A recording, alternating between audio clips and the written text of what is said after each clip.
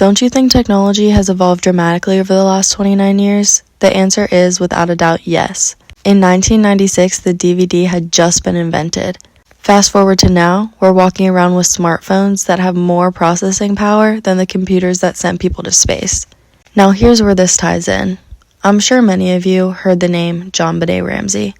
Her case is one of the most widely discussed unsolved mysteries in American history. JonBenet was a 6-year-old beauty pageant star who, on Christmas night in 1996, was brutally murdered in her family's home in Boulder, Colorado. From the outside, her life seemed picture perfect. A loving family, a warm home. Her father, John, her mother, Patsy, and her older brother, Burke, were all home the night she died. On the morning of December 26th, John Ramsey found her lifeless body in their basement. The autopsy revealed she had a fractured skull and was strangled. 2 causes of death, suggesting a deeply disturbing level of violence. But here's the part that baffles everyone. The crime scene was never properly secured. Friends, family, and neighbors were allowed to walk through the house before the police could process the scene. Evidence was tampered with, the timeline was skewed, it was chaos.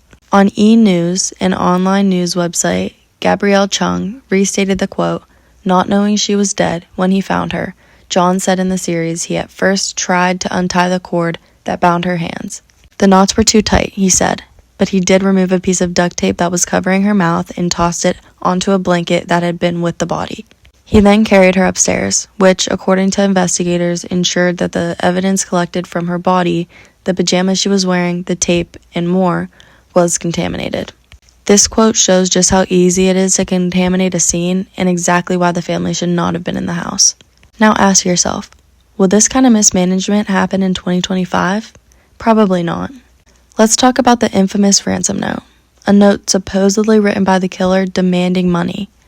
Back then, analysis was done manually by handwriting experts, but today, according to a report from Science Daily, a new software program funded by the National Institute of Justice uses computer-assisted handwriting analysis, faster, more precise, and less prone to human bias.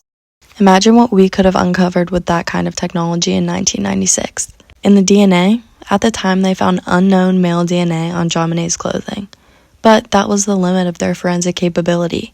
No match, and no lead. But now, we have advanced genealogical DNA testing. With just a small sample, investigators can build entire family trees and trace unknown DNA back to specific relatives.